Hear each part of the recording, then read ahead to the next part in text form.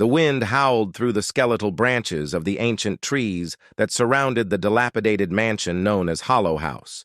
Its windows were shattered, and its once imposing facade was now a crumbling relic of a bygone era.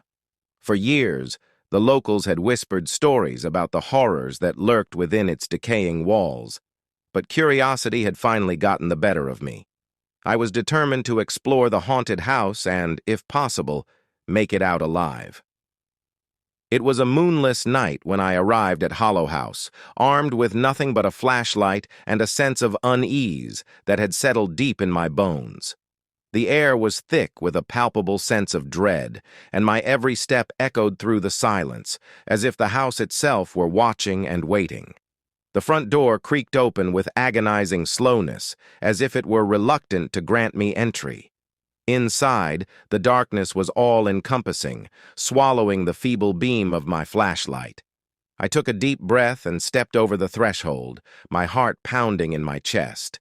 The foyer was grand, but now a sanctuary for cobwebs and dust. A chandelier hung from the ceiling, its crystal prisms long gone, leaving behind only empty sockets. Portraits of stern-faced ancestors lined the walls, their eyes seeming to follow me as I moved deeper into the house.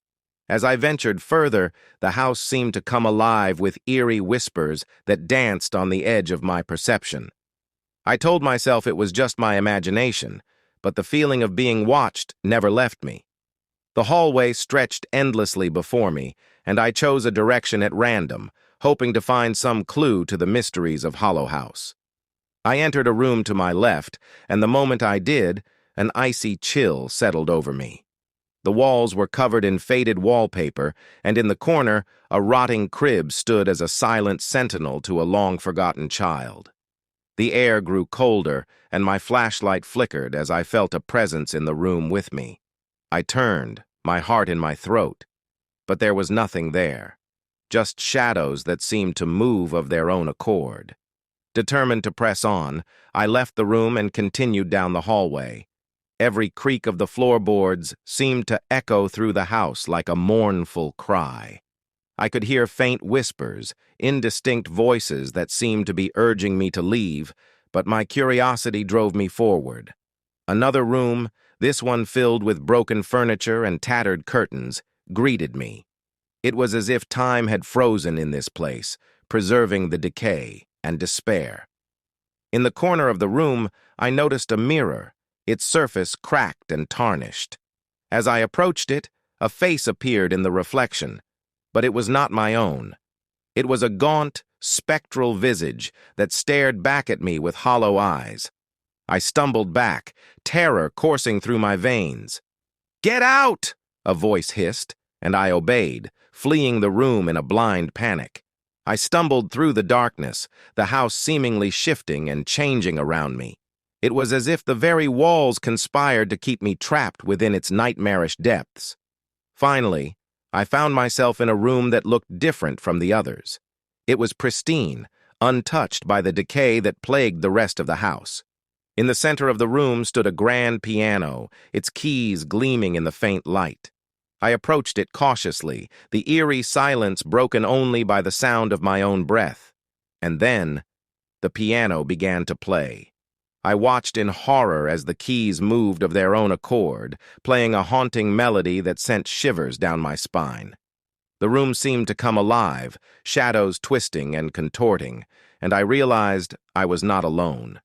Figures, ethereal and indistinct, moved around me, their whispers growing louder and more insistent. "Leave this place!" they cried, their voices a chorus of anguish. I stumbled back, my flashlight falling to the floor and casting the room into darkness. In my blind panic, I collided with a wall, disoriented and terrified. I fumbled for my flashlight and managed to turn it back on, revealing the room as it had been before, empty and pristine. With trembling hands, I made my way to the door, determined to escape this nightmare. But as I reached for the handle, a cold hand closed around my wrist, its grip like ice.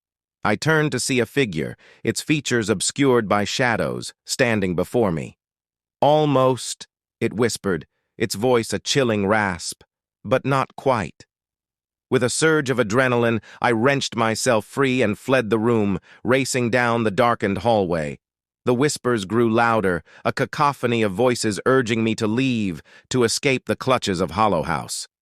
As I reached the foyer, I could see the front door ahead, a glimmer of moonlight spilling through the shattered windows. But just as I reached for the handle, the door slammed shut with a deafening bang. I was trapped. Desperation clawed at me as I turned to face the foyer, knowing that there was no way out. The shadows in the room seemed to coalesce, forming into sinister shapes that closed in around me. The whispers became a deafening roar, and I covered my ears in a futile attempt to block them out. And then, just as suddenly as it had all begun, it stopped. The room was silent, the shadows receding, and the front door swung open, as if inviting me to leave. I wasted no time. I raced out of Hollow House, not daring to look back. The night air was cool against my skin, and the distant sounds of the forest seemed like a symphony of freedom. As I made my way back to civilization, I couldn't help but wonder what had happened in that accursed house. Had it been a trick of the mind, a manifestation of my own fears? Or had I truly encountered something beyond the realm of the living? One thing was certain. I had explored Hollow House, and against all odds, I had made it out alive.